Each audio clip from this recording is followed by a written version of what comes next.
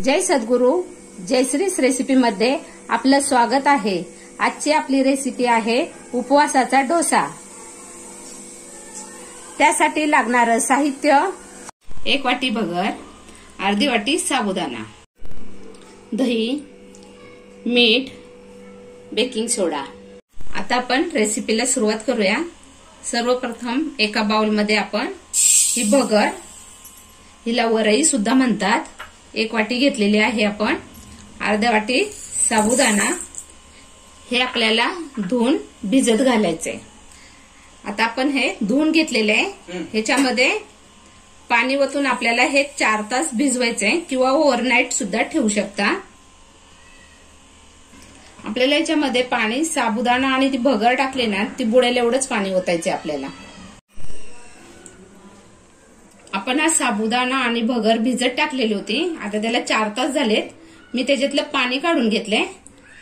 आता आपण ह्याच्यामध्ये दही टाकून ह्याला मिक्सरला फिरवून घेऊया।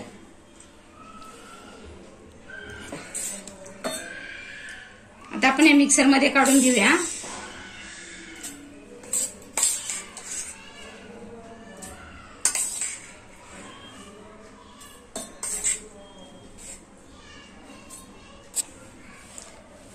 आता आपण हा 1 बाउल दही घेतलेलं आहे, ते दही घालूया। आपण दही घालूनच हे वाटायचे आपल्याला। आता आपण हे मिक्सरला फिरून घेऊया। आता आपले हे मिक्सरला फिरून झाले, आपण हे एका बाउल मध्ये काढून घेऊया। आपल्याला हे डोश्याच्या पिठासारखंच पीठ करून घ्यायचं आहे। हे बघा, आता ह्या पिठामध्ये आपण चवीनुसार मीठ घालूया।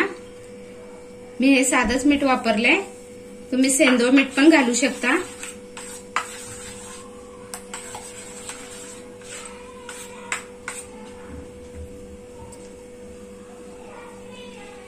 हा छोटा 1 चमचा आपण सोडा घालूया आणि छान असं फिरून घ्यायचंय त्याला।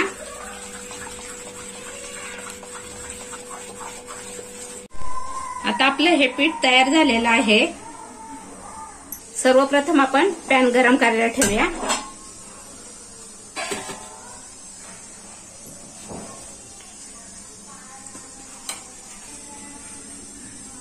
आपण हे मीठ आणि पाणी घेतलेलं आहे।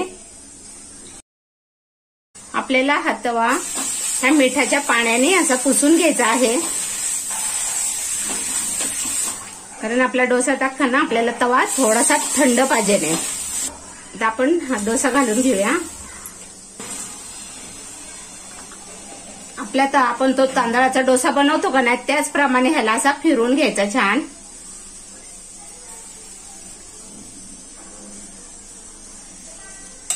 आणि आता आपला गॅस मोठा करायचा।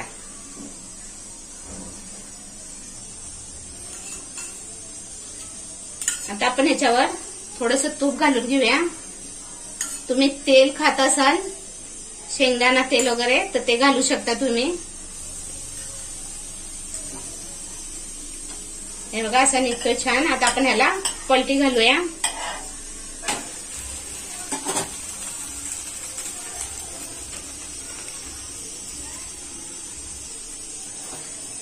आपण तांदळाचे डोसे करतो ना, अगदी त्यासारखा डोसा छान होतो।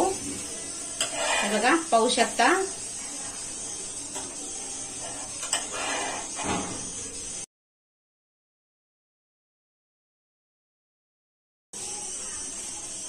आपण तांदळाचा डोसा कसा एका बाजूनीच भाजून घेतो, तसा ह्याला दोन्ही बाजूनी भाजायचा।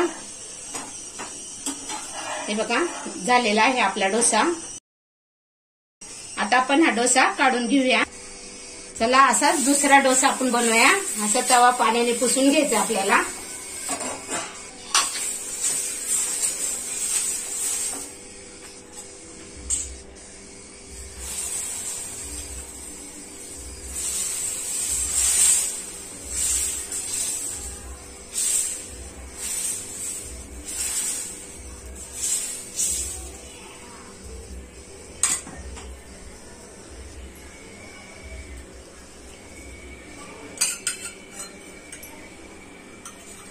आता आपण याच्यावर तेल सोडून घेऊया। तूप सोडून घेऊया आपण.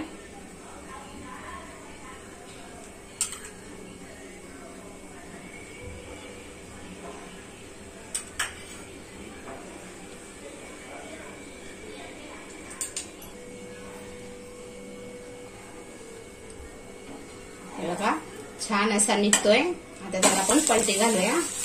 छान असा क्रिस्पी डोसा झालेला आहे आपला. बघा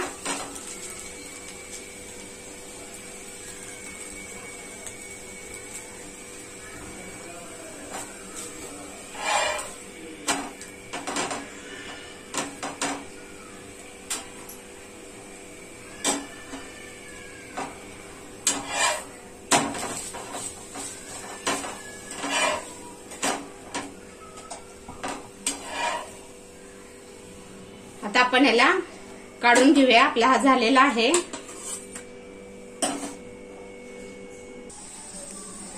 आपला हा उपवासाचा डोसा तयार झालेला आहे. तुम्ही हा शेंगदाण्याच्या चटणी बरोबर किंवा बटाट्याच्या भाजी बरोबर खाऊ शकता.